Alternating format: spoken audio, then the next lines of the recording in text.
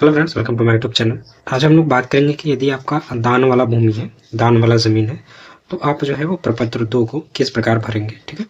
और इसके साथ क्या-क्या लगाना है वो सारी चीज़ मैं बताऊँगा लास्ट में। तो सबसे पहले हम लोग ये देखते हैं कि फॉर्म को भरना कैसे है।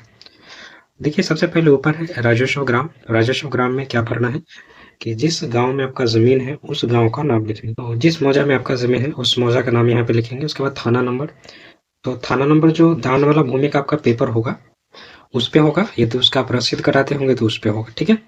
तो वहाँ से आप देख के लिख लेंगे। उसके बाद हल्का नंबर, हल्का करने का मतलब होता है कि पंचायत, तो पंचायत का नंबर, तो पंचायत का नंबर यदि आपको नहीं पता है तो पंचायत का नाम ही आप यहाँ पे सिंपली लिख देंगे, ठीक है? उसके बाद यहाँ पे आता है पुलिस थाना, तो आपका जो भी पुलिस थाना पड़ता होगा वो आप लोग लिखेंगे।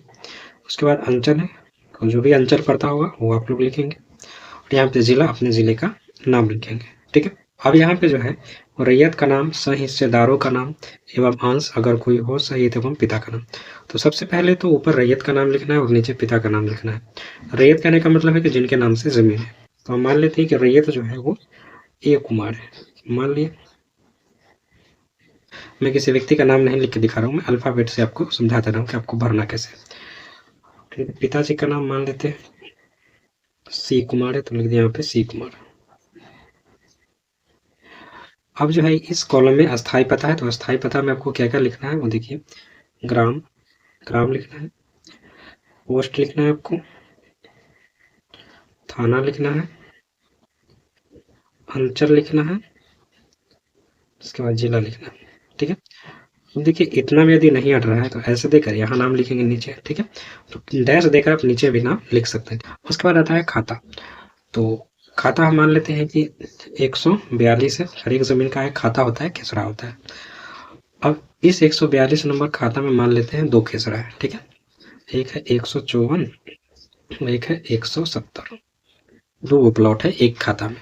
अब जो है 154 नंबर प्लॉट का रकबा लिखना है इसमें। रकबा इसमें आप एकड़ में लिख सकते हैं, डिसमिल में लिख सकते हैं।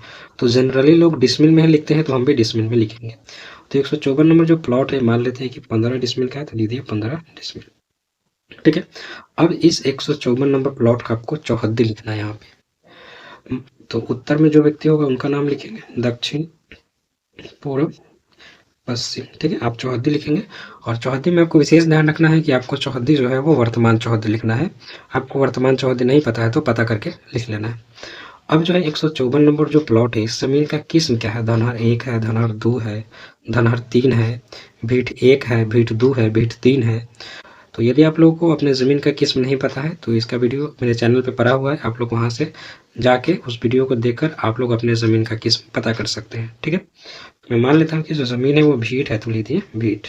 उसके बाद देखिए शेष को छोड़कर लगान, मतलब इसमें आप लोग को लगान लिखना है कि आप सालाना कितना लगान देते हैं। तो यदि आप रसीद कटाते होंगे तो आपके रसीद पे लिखा होता है वार्षिक लगान, तो वहाँ से आप देखकर लिख लेंगे, ठीक है? क्योंकि हर एक जगह का लगान जो है वो थोड़ा बहुत डिफरेंट होता है, तो मैं यहाँ पे कुछ नहीं लिखूंगा, आप लोग जो है अपना रसीद देख के यहाँ पे लिख लेंगे, ठीक है? चलिए, उसके बाद जमाबंदी संख्या, ठीक है? यदि आप लोग को जमाबंदी संख्या पता है तो लिखेंगे, नहीं पता है तो छोड़ देंगे। उसके बाद देखिए भूमि पर दावा का आधार, यथा उत्तराधिकार, दान है ना, दान, क्रय है या बंदोबस्त है। तो ये जमीन जो है वो दान वाला है, तो लिख रहे हैं दान। डोनेशन में मिला हुआ है तो लिख दिया दान। अब उसके बाद यहाँ पे जो है अभियुक्ति अगर कोई हो, मतलब इस प्लॉट पे 154 नंबर जो प्लॉट है इस पे कोई विवाद है, कोई झगड़ा है तो हाँ लिखेंगे। कोई कोर्ट में केस चल रहा है तो हाँ लिखेंगे। और यदि कोई लफड़ा नहीं है, कोई केस वगैरह नहीं है, तो सीधा इसको छोड़ देना, इसमें कुछ भी नहीं लिखना है, ठीक है? अब एक प्लॉट का तो हम डिटेल्स भर दिए, अब दूसरा प्लॉट का डिटेल्स हम लोग भरते हैं। दूसरा प्लॉट है 170 नंबर। इसका जो रकबा है मान लेते हैं 10 डिसमिल है, तो लिख लें 10 डिसमिल। अब यहाँ से जो है इसको ऐसे घेर देंगे, यहाँ से इसको ऐसे घेर देंगे ताकि पता चले ये एक प्लॉट का ऊपर डिटेल्स है और एक प्लॉट का नीचे डिटेल्स है। तो इसका भी चौहद्दी लिखना है हमको 170 नंबर प्लॉट का, उत्तर, दक्षिण, पूर्व, पश्चिम, ठीक है? आप लोग को अपना चौहद्दी जो है वो लिख लेना है और चौहद्दी वर्तमान लिखना है। और यदि आप लोग को वर्तमान चौहद्दी नहीं पता है तो पता कर लेना है, ठीक है, अपने आसपास से।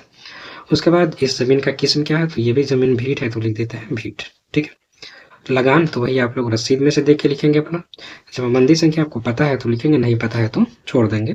और भूमि पर दावा का आधार, आप कैसे कह रहे हैं कि ये जमीन आपका है, तो ये जमीन हमको दान में मिला हुआ है तो लिख दिए दान, ठीक है?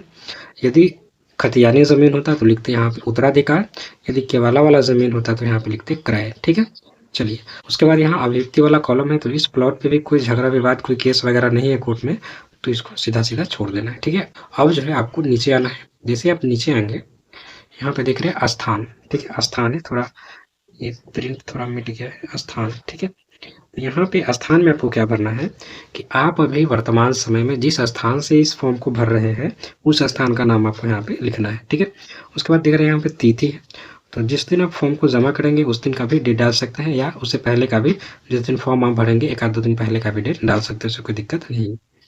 चलिए, अब यहाँ पे जो है थोड़ा जेरॉक्स जो है वो कट गया है, यहाँ पे है रैयत का हस्ताक्षर स्लैश अंगूठे का निशान। यदि रैयत साइन करते हैं तो साइन करेंगे, नहीं तो अंगूठा लगाते हैं तो अपना अंगूठा लगाएंगे। ठीक है, उसके बाद अब जो है इसमें अपना जो है आधार संख्या लिखना है, इसमें आधार संख्या, ठीक है, आधार संख्या लिखना है आपको, और अपना मोबाइल नंबर लिखना है इसमें। ठीक है, मोबाइल नंबर जनरली जो फॉर्म में रहता है, लेकिन इसमें थोड़ा नीचे से कट गया है, इसलिए मैं लिख दिया हूँ।